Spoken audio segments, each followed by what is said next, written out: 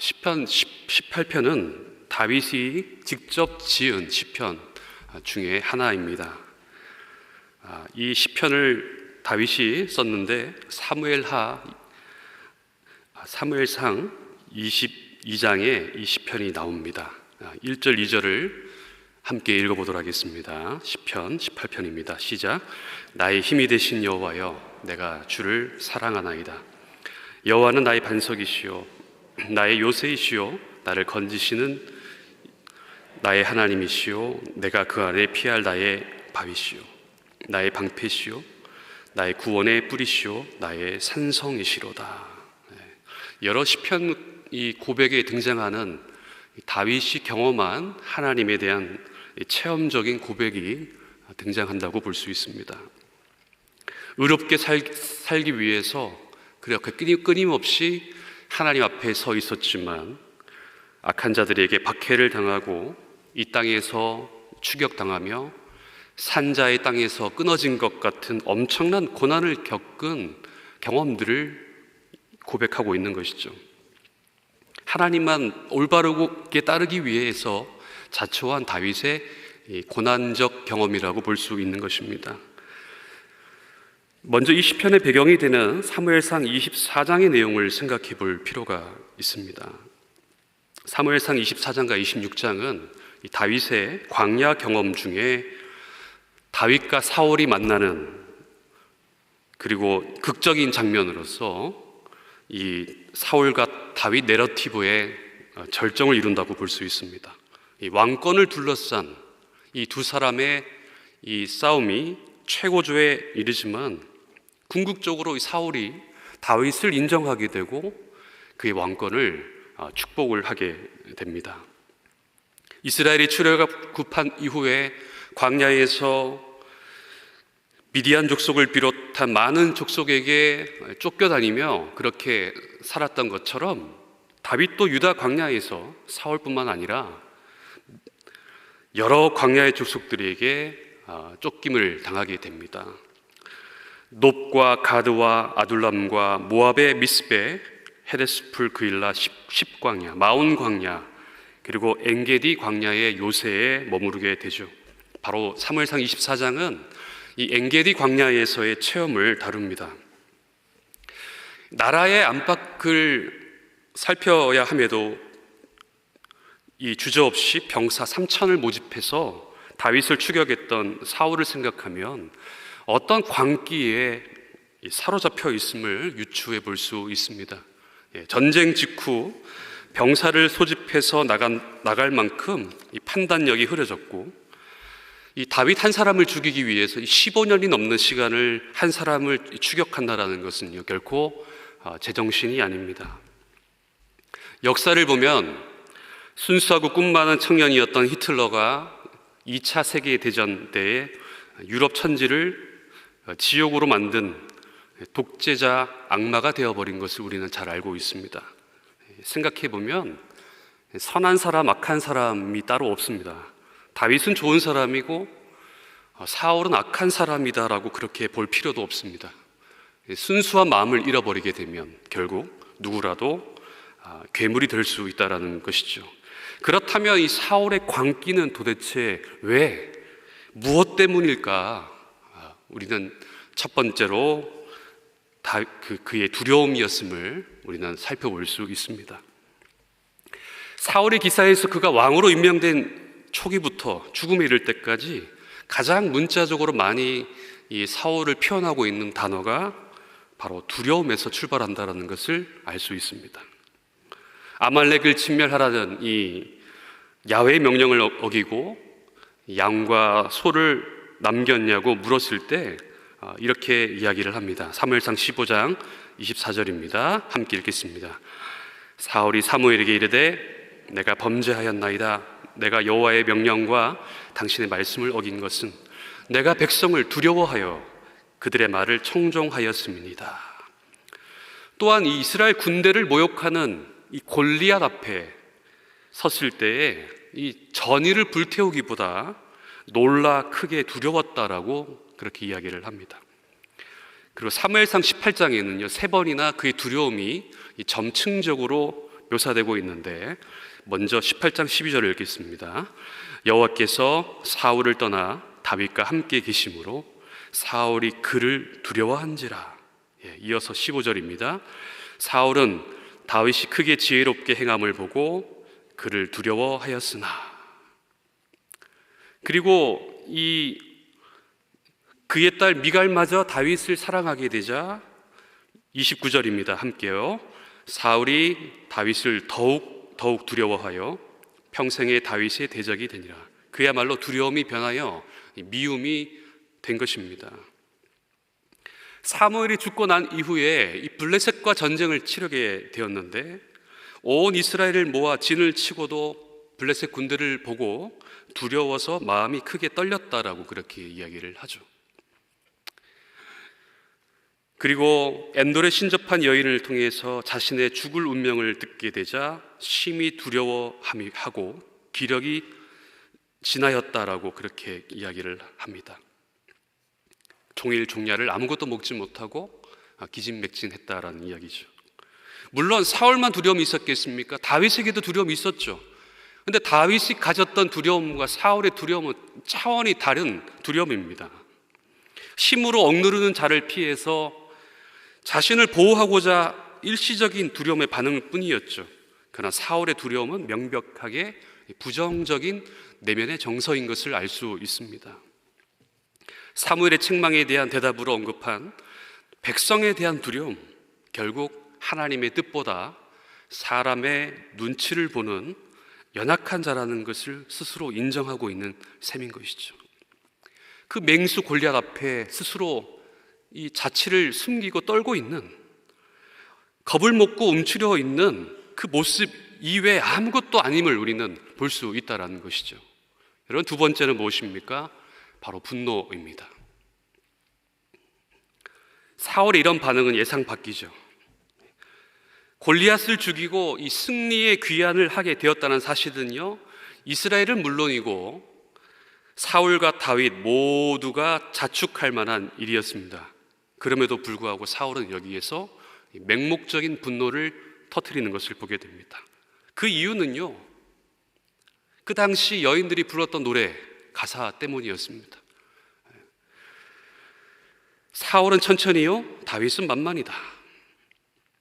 노래는요, 그 당시의 이 시대상을 반영을 하고 있습니다. 얼마나 유행했으면 망명 생활이 끝났음에도 불구하고 블레셋 사람들이 이 노래를 다시 인용을 하고 있습니다.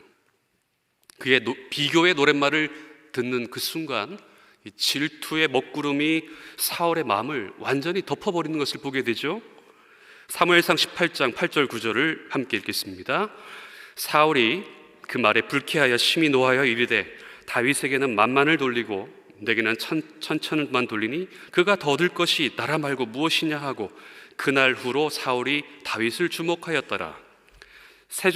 이 세 번역은요, 이날부터 사울은 다윗을 시기하고 의심하기 시작했다라고 그렇게 표현하고 있습니다. 분노가 치밀어 오른 이후에 사울의 기쁨은 사라졌고 더 이상 환영 퍼레이드도 눈에 들어오지 않습니다. 그리고 분노에 사로잡혀서 그가 이제 얻을 것이 나라밖에 무엇이냐라고 말을 내뱉죠. 주변 사람들이 굉장히 황당하게 느껴질 만큼 과민 반응을 보이고 있는데, 그만큼 그 문제에 사로잡힌 사울의 내적인 불안감을 우리는 엿볼 수가 있는 것입니다. 심지어 이 다윗을 옹호하던 자신의 아들 요나단에게 단창을 던져 치려 하였습니다.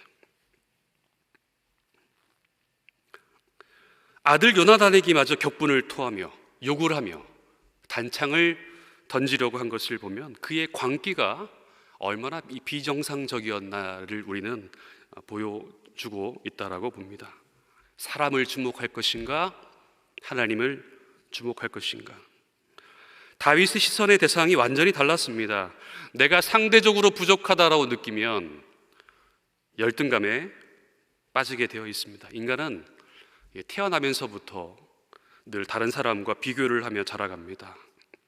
형제간에도 누가 더 많은 사랑을 받으며 자라가는가, 누가 공부를 더 잘하는가, 누가 더 밥을 빨리 잘 먹나, 모든 것이 비교의 대상입니다. 누구에게나 사랑받고 싶어하는 그 욕구가 인간 모두에게는 자리 잡고 있다는 것이죠. 나보다 돈이 많은가? 학력이 높은가? 나보다 예쁜가? 나보다 더 좋은 차를 타고 다니는가? 사람의 마음에 아주 유치하지만 모든 것을 비교하는 마음이 있습니다. 왕에게는 왕이 가야 할 길이 있습니다. 그리고 장수는 장수가 걸어가야 할 길이 있습니다. 왕이 장수를 시기하고 질투한다면 이것은 정상적이지 않는 상황인 것이죠. 여러분, 리더는 제일 잘난 사람이 아니라 모두를 끌어안는 사람입니다. 탁월한 많은 사람을 품고 비전의 길로 이끌어가는 사람이죠. 그러나 시기와 질투의 인생이 얼마나 불행합니까? 시기와 질투는 상대 평가하는 것이죠. 사울의 가슴을 옥죄이는 그 고통으로부터 이 상대 평가 속에서 결코 벗어날 수가 없습니다. 상대 평가에 빠지게 되면요, 인간은 결국 불행하게 되죠. 성장의 원동력이 아닌 이 비교의 대상으로만 사람들을 여긴다면 쉼이 없고 결코 불행한 인생을 살아갈 수밖에 없습니다. 사람은 상대평가를 하지만 하나님의 부르심은 절대평가입니다. 나를 향한 하나님의 부르심에 대하여서 다른 어떤 사람들과 우리는 비교할 수가 없죠. 하나님이 우리를 이 자리에 불러주셨기 때문입니다. 우리는 그저 하나님이 부르신 그 자리에서 충성을 다할 뿐이죠. 맡긴 자에게 구할 것은 충성이라고 하셨습니다. 한국 사회가 엄청나게 성장함에도 불구하고 행복지수가 낮은 이유는 상대평가를 통해서 우리 모두를 새장 안에 가두어 놓고 있기 때문입니다. 새장 안에 새가 있는데 옆장에 있는 새를 보면서 그 새장이 더 예쁘다고 그렇게 이야기를 하지만 숲속에 살고 있는 자유로운 새와 비교 불가능한 대상이다라는 것입니다. 사무엘상 24장은 다윗이 엔게디 광야의 동굴에 있을 때 사울이 이 뒤를 보러 동굴로 들어갔을 때 다윗이 사울을 죽이지 않고 사울의 겉옷을 베었다라고 말씀합니다. 여러분, 이런 찬스가, 이런 기회가 두 번, 세 번 찾아올 수 있을까요? 당신을 죽이려 하던 저 자만 죽인다면 사울 왕국의 나라는 당신의 왕국이 됩니다. 신하들이요, 바로 지금입니다. 지금 죽여야 합니다. 그런데 가만히 벗어놓은 옷자락만 잠깐 뵙니다. 여러분, 이 베다가 할례를 명할 때 남자의 표피 끝을 벤다라는 영어로 cut off라는 단어와 동일하다라는 것이죠. 실제 사울이 죽은 것이 아니라 이미 상징적으로 죽었다라는 것을 의미하고 있는 것입니다. 이 여론이라는 것이 참으로 무서운데요, 다행스럽게도 이 대세라는 허구에 다윗은 결코 넘어가지 않습니다. 목적이 아무리 선해도 수단이 나쁘면 하나님이 절대로 기뻐하지 않으시죠. 하나님은 인간의 폭력을 통해 일하시는 것을 기뻐하지 않으십니다. 다윗은 영적으로 깨어 있었고 이 사울의 옷자락을 뵙니다. 이것은 사무엘 선지자에 의해 예시가 있었던 이 사건의 완결판과도 같습니다. 사무엘상 15장 27절 28절을 함께 읽어봅니다. 사무엘이 가려고 돌아설 때에 사울이 그의 겉옷자락을 붙잡음에 찢어진지라. 사무엘이 그에게 이르되 여호와께서 오늘 이스라엘 나라를 왕에게서 떼어 왕보다 나은 왕의 이웃에게 주셨나이다. 이 아말렉 진멸 이후에 왕이 여호와의 말씀을 버렸으므로 이 다윗의 칼에서 결국 누구의 옷자락이 베어졌습니까? 사울의 옷자락이 베어지잖아요. 이미 왕권을 승계받는다라는 그런 상징입니다. 동시에 당신이 죽었다라는 의미이기도 합니다. 사울은요, 일관되게 지금 무슨 일이 일어나고 있는지 모릅니다. 그러나 다윗은 정중하고 그리고 질서를 잃어버리지 않습니다. 사울은 다윗을 죽이려 하지만 다윗은 여호와의 기름 부음 받은 자를 내가 절대로 죽일 수 없다, 그런 마음을 끝까지 견지하고 있습니다. 사무엘상 24장 12절을 읽겠습니다. 내 아버지여 보소서, 내 손에 있는 왕의 옷자락을 보소서. 내가 왕을 죽이지 아니하고 겉옷자락만 베었은즉 내 손에 악이나 죄가가 없는 줄을 오늘 아실지니이다. 왕은 내 생명을 찾아 헤아려 하시나 나는 왕에게 범죄한 일이 없나이다. 다윗이 사울을 내 아버지라고 부릅니다. 사무엘상 17장에 내가 누구의 아들이냐라고 했을 때 다윗이 이렇게 이야기를 하거든요. 저는 이새의 아들입니다. 그런데 이 갈등이 화해되는 장면에서 다윗은 사울을 내 아버지다라고 그렇게 부르고, 사울은 다윗을 내 아들로 부름으로 갈등이 해소되고 있는 것을 보게 됩니다. 사울이 너무 창피해서 너무 자괴감이 들었습니다. 그리고 아들 같은 다윗 앞에서 울고 있습니다. 원수라고 여겨졌던 그 사울의 입에서 내가 이겼다라고 그렇게 선언을 하고 있죠. 여러분, 우리가 다시 이 시편 말씀으로 돌아가서 우리가 28절 말씀을 함께 읽어보도록 하겠습니다. 시편 18편 28절입니다. 주께서 나의 등불을 켜시며 여호와는 하나님이 내 흑암을 밝히시리이다. 여러분, 이것은 무슨 말씀입니까? 사무엘상 24장과 26장에 보면 다윗이 사울 왕을 죽일 수 있는 이 두 번의 기회가 있었지만 다윗은 사울을 죽이지 않고 옷깃을 살짝 베므로 사울 왕을 굉장히 경악하게 만들죠. 그런데 성경은 이 싸움을 다윗이 이긴 승리라고 하지 않고 주의 온유함이 크게 하신 싸움이다, 주의 온유함으로 이긴 싸움이다라는 표현을 사용하고 있습니다. 18편 35절을 한 목소리로 읽겠습니다. 또 주께서 주의 구원하는 방패를 내게 주시며 주의 오른손이 나를 붙들고 주의 온유함이 나를 크게 하셨다. 주의 온유함이 나를 크게 하셨다. 주의 온유함이 나의 마음을 넓게 하셔서 다윗을 내가 결코 죽이지 않았다라는 이야기입니다. 그래서 그분이 내 걸음을 넓게 하셨고 나를 실족하지 않게 하셨다. 인간적인 마음으로는 칼로 베고 싶고 죽이고 싶지만 하나님께서 세우신 그 기름 부은 자를 내가 결코 하나님보다 먼저 행하지 않겠다라는 마음을 가지고 있었다라는 것이죠. 여러분, 다윗이 만약 인간적인 마음으로 사울을 죽였더라면 영구적으로 그는 쿠데타를 일으킨 이 반역자라는 이 오명을 벗어나지 못했을 거라고 생각합니다.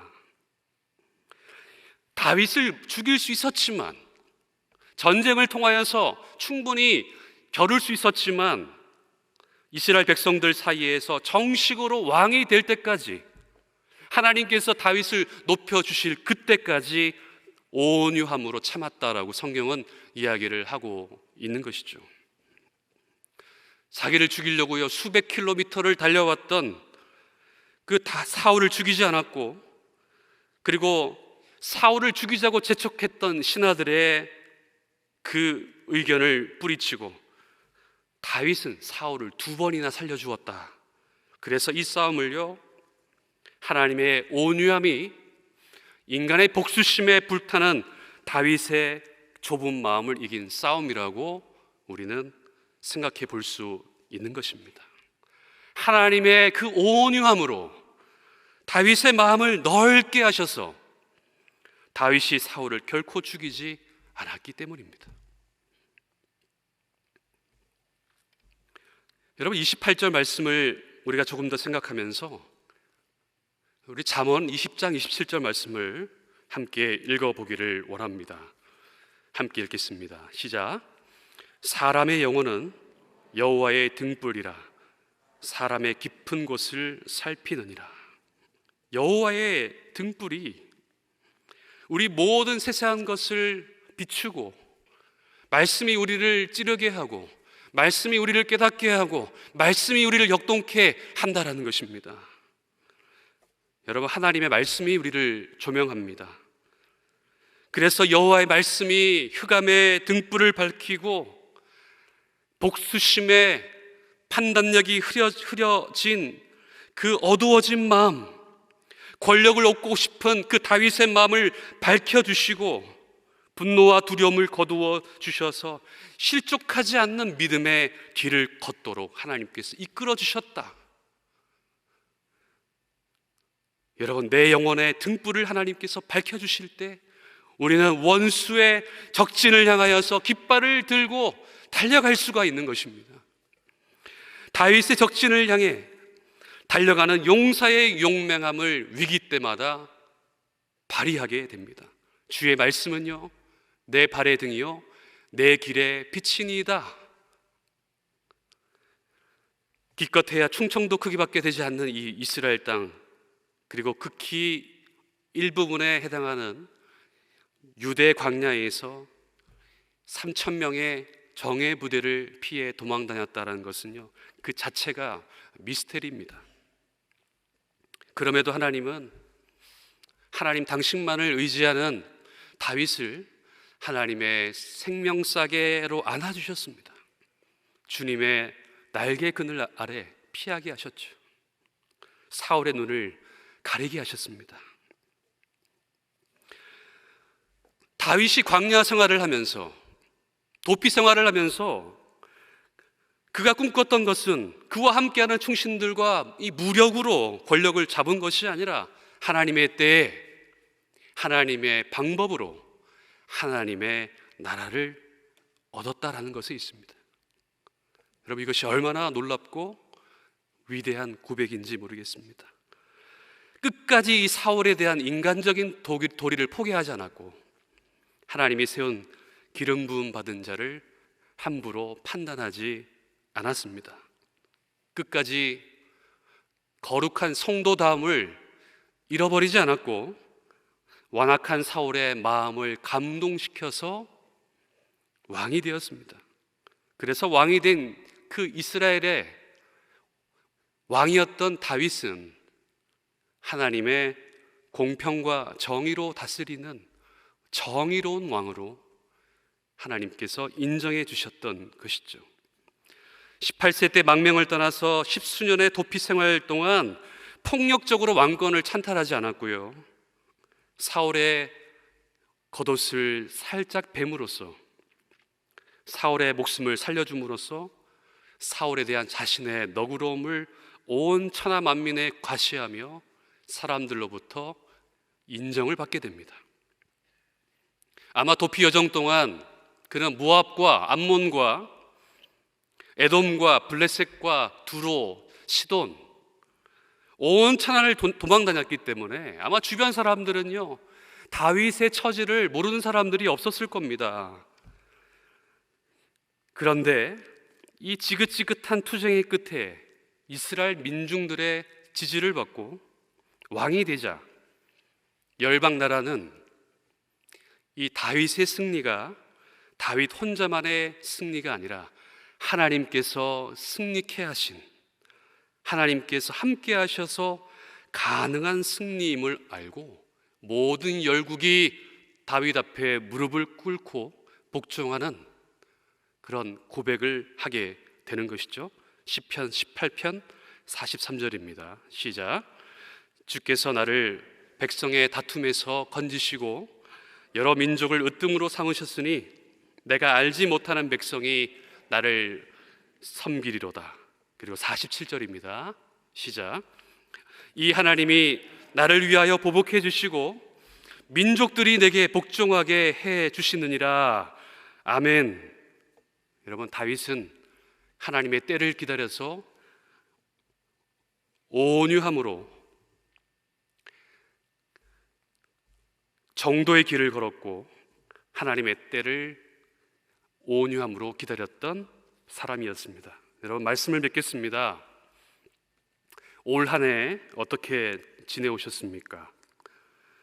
오늘 우리가 시간들을 돌아보면서 다윗의 마음을 생각해 보았으면 좋겠습니다. 교회라는 신앙 공동체 속에서 때로는 많은 오해와 억울한 소리들을 듣곤 합니다. 그러나 진실은 시간 속에서, 섭리 속에서 결국 드러나게 되어 있습니다.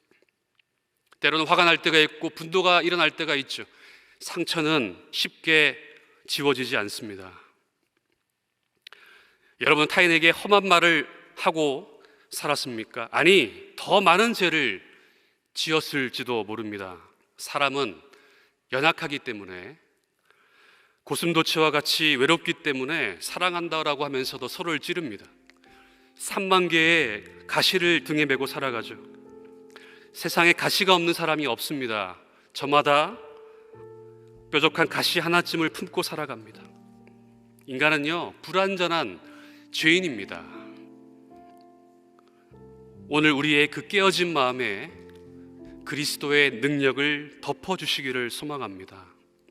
하나님이 세상을 포기하지 않으시고 끝까지 안아주셨던 것처럼 서로의 잘잘못을 지적하지 않고 온전한 관계 회복이 일어나기를 축복합니다.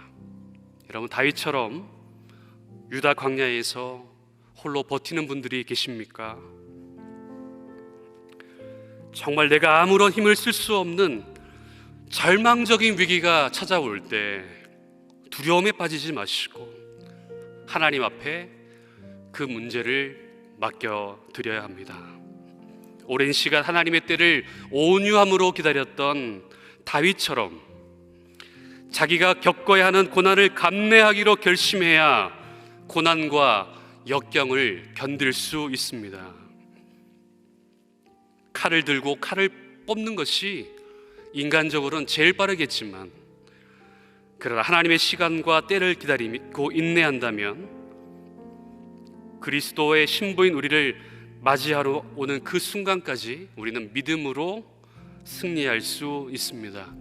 오늘 마지막으로 디모데후서 4장 8절을 함께 고백하며 마무리하겠습니다. 시작.